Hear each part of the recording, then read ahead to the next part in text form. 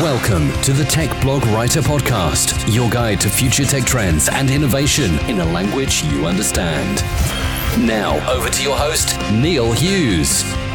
Welcome back to the Tech Blog Writer Podcast. Now, lately we've covered a few stories around blockchain, cryptocurrencies, cybersecurity, phishing attempts, and so many other areas in technology. But seeing as the sun is shining and I have my summer playlist on hand, I wanted to mix things up a little today and combine two of my biggest passions in life, music and technology. It's fair to say I'm a little geeky on stuff like this, and every song I listen to gets recorded or scrubbled to my account on Last.fm, which creates my own music chart. Soundkick knows what songs I listen to and will tell me when my favourite artists are playing nearby. And Setify enables me to relive the gig by listening to the setlist on the way home. And meanwhile, AnyDecentMusic.com will show me the top reviewed albums and create a chart of the highest reviewed albums. And my list of music apps goes on and on and on. But one of the biggest frustrations I have when it comes to music is how fragmented the music news has become. Everything seems to be scattered everywhere, and I must admit I don't have time to keep up with my favourite bands, such as The National, who I'm obsessed with, by going over to Twitter, Google, Pitchfork, Rolling Stone and so many other places.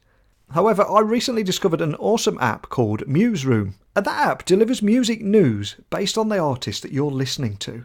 And it also tracks music news from over 220,000 artists. And that news is pulled from the top 150 music sites, including Pitchfork, Rolling Stone, etc., with almost 700 new music stories curated every day.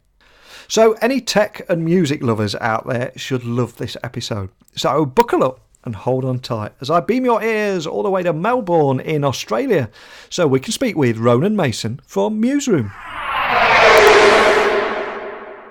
So a massive warm welcome to the show, Ronan. Can you tell the listeners a little about who you are and what you do?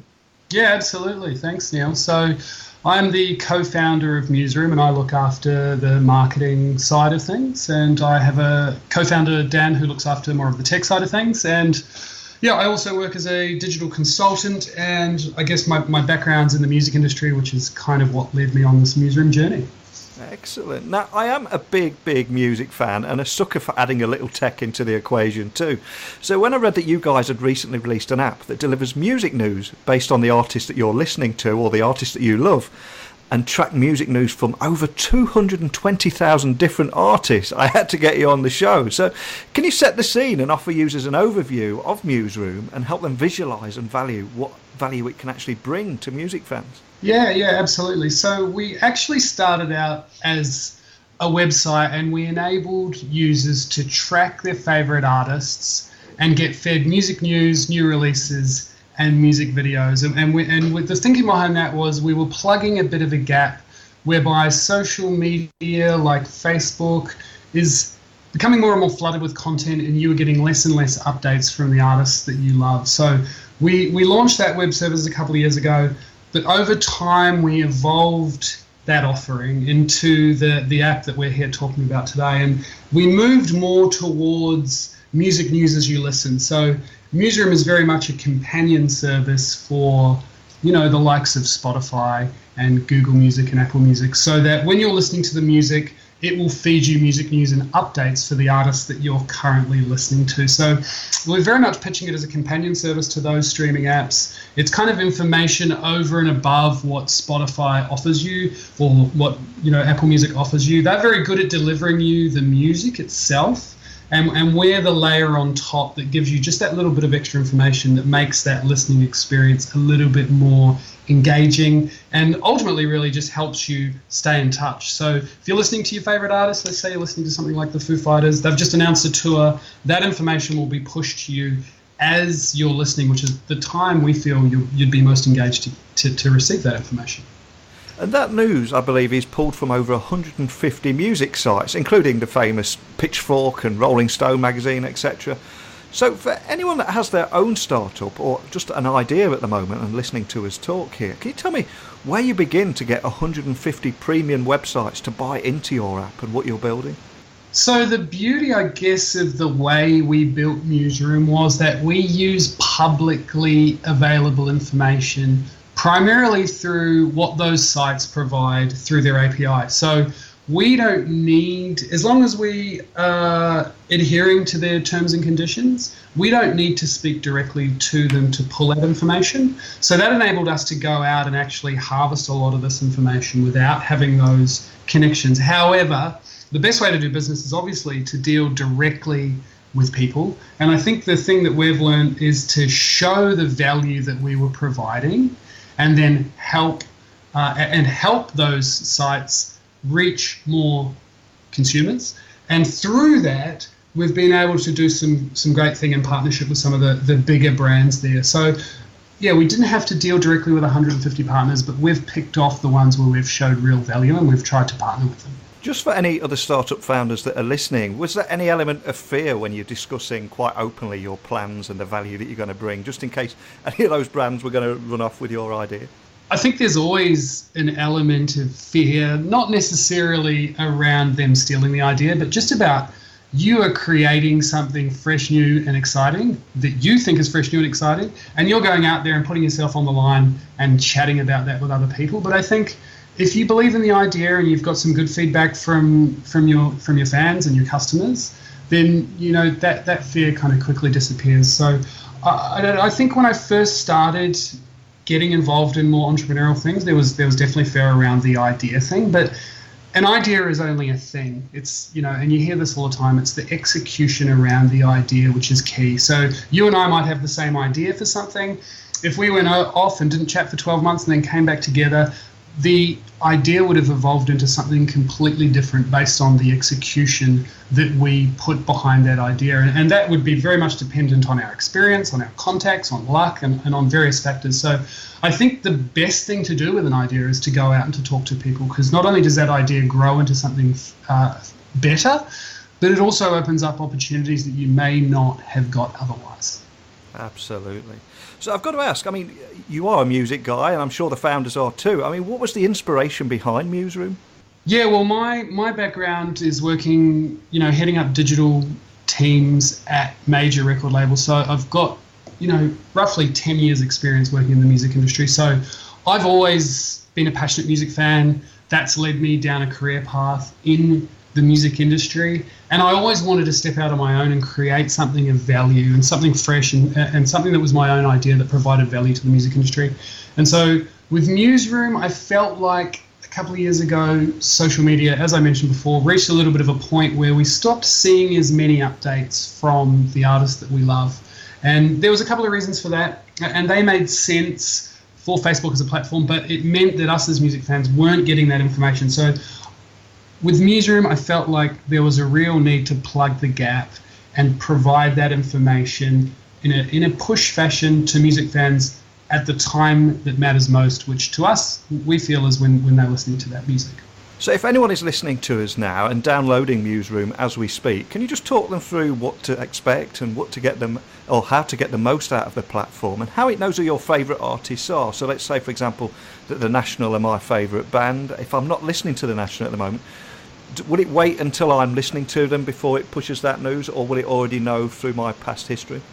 So at the moment, the app itself only delivers music news for the artist you're currently listening to. Yep. But if you want to track artists, we enable you that functionality through the website. So on the website, you can follow as many artists as you like, and your news feed will be populated with news, releases, and videos relating to those artists. And then if you have the app, as you said, it's more of a companion service that gives you that information whilst you are listening to that artist. Now, on our roadmap, we want to integrate the two. So when you're listening, you'll be able to follow your artist. And we also want to build in a smarter algorithm that knows, right, Ronan listens to Foo Fighters every now and then, so we should give him a little bit of news about that. But he's more engaged about these other artists, and so it would learn a little bit more based on your listening history, who you follow, and the articles you click, so that it can get even better at delivering you the right music news at the right time.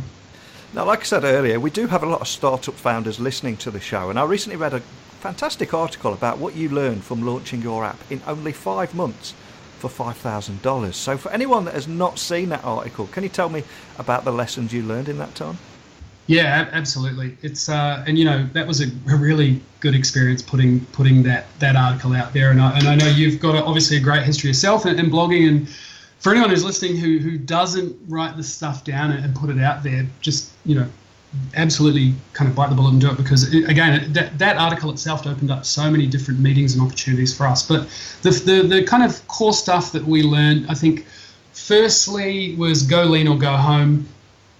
I and every startup founder, I feel, thinks that they want to launch something with every bell and whistle available, but that is not practical. The best thing to do is launch and learn. So we decided just to launch with music news on the mobile app. We could have done new releases and videos like we did on the site, but we decided to really scale it back and just do news to keep it lean, get it out in the market first and foremost. So that was one thing. The other was do everything you can yourself. I think to keep costs down and to keep learning and evolving, we tried to do as much of the development, marketing, social media, and every piece that we could. And that's been a fulfilling experience in itself. And then we outsourced a little bit of the dev, because that is something that you have to do in this day and age. But rather than go offshore, I would encourage people to try and partner with developers in their local market. The reason I say that is because you can sit down, you can have coffee with them, you can explain to them, you can get on the phone with them. It's not as cheap as going offshore and using a site like Upwork, but I feel like in the long term, you will get better results and more cost effective, because you won't have to go through the process of managing someone who is that far away from you. So that was another key learning for us. So I think those were the kind of big learnings that we got through. And then maybe one final one was we had an opportunity to license our content to another business, and we had never thought about business-to-business opportunities until someone came knocking on our door and said, we love your data, you're tracking music news for all of these artists, you're tagging it up, we could really use that, could we pay you for it? And we said absolutely, and then we had to go and build that in the background. So we hadn't really thought of a B2B business model behind it, and that kind of came to us. So always keep that in mind as well. So you were, in a previous life, the head of digital at MTV Australia. So if you look back and join up the dots, do you think that experience paved the way for your current life at MuzeRoom? And what experience did you learn back then that's helping you now?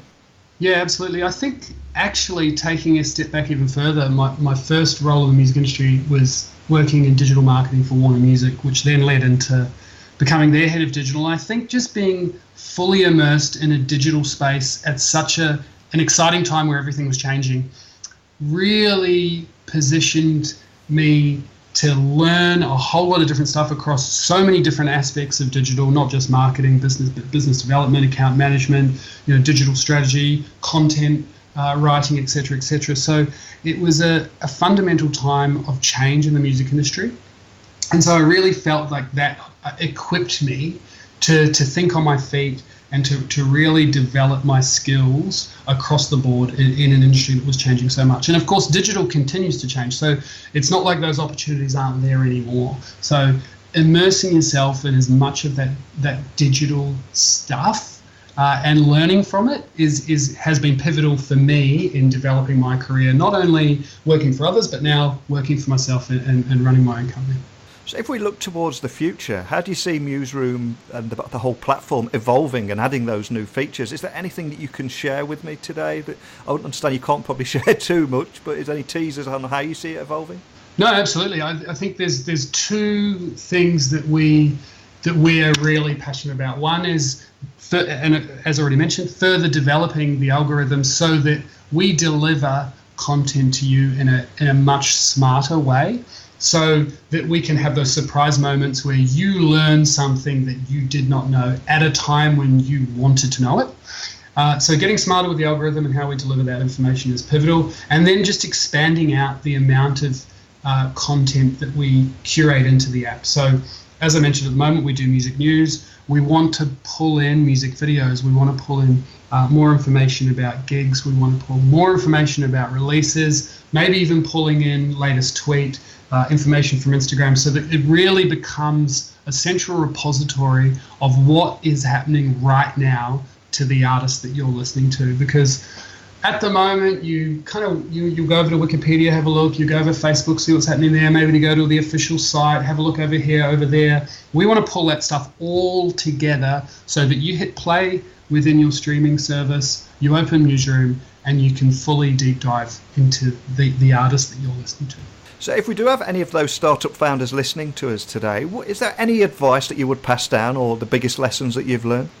Yeah, absolutely. I think I kind of mentioned it already, which the number one thing I would do is launch and learn. Don't overcook your idea. Don't spend too much time perfecting it and polishing all the edges, because you just don't know what people are really going to value within your idea. You can talk to your friends, your family, etc., but they really end up telling you what you want to hear, or they're too afraid to tell you the things that you might improve. So I would just try and get the idea as lean as possible, get it out into people's hands and see what they value, because you just don't know if you're on the right track until you get those users to use your idea or your service.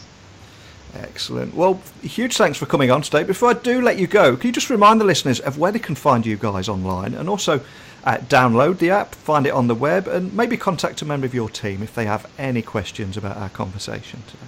Yeah, absolutely. So MuzeRoom is available on the App Store and the Android Store. So we're just MuzeRoom. You can find our website at muzeroom.com. And if you want to get in touch, the email address is simply info@muzeroom.com. So we'd love to hear from anyone who has any questions about anything at all, really. Well, I'm a music fan, like I said at the beginning of the show, and I often find myself frustrated at how fragmented that landscape is, and getting the information that you need, whether it be the latest song, album or tour dates. Everything seems to be all over the place. So I am going to give it a try, and I'll report back to the listeners. And I also love some of the advice you've given to people listening there, and in particular the line, go lean or go home, which is so refreshing to hear as well. But more than anything, just a big thank you for taking the time to come and speak with me today. Thanks. Thanks, Neil. I really appreciate it. I'll be downloading this app as soon as I finish recording and editing this podcast, and I promise to report back to you with my thoughts. But I think it's a great idea, and I think it was officially released in June. But I'd love to hear your thoughts if you've already used this app, and let me know what you think. And equally, if you try it over the next few days, email me directly, techblogwriter@outlook.com, or tweet me @Neil C. Hughes. Let me know your opinion. For me personally, I think MuzeRoom is incredibly exciting as a music fan. But I also loved how much value Ronan brought to today's show for other tech founders listening. This podcast is a real labour of love for me, and thoroughly enjoyed myself today, and I hope you did too. But why not join me again tomorrow, and I'll find you another great guest from the world of tech. Sound like a deal? Good answer. So a big thank you for joining me today. I love having you guys around. And until next time, don't be a stranger. Thanks for listening to the Tech Blog Writer Podcast. Until next time, remember, technology is best when it brings people together.